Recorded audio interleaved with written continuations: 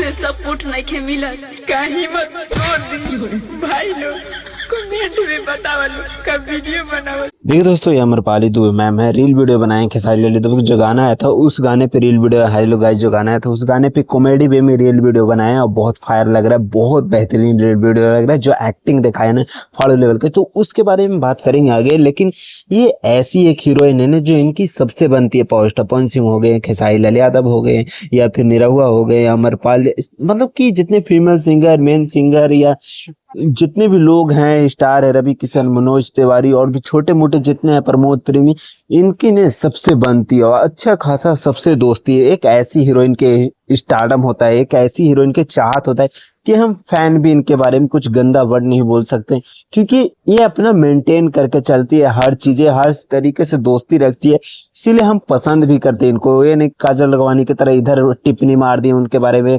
अक्षरा सिंह के उधर टिप्पणी मार दी उनके बारे में, तो ये सब इनकी आदत नहीं है।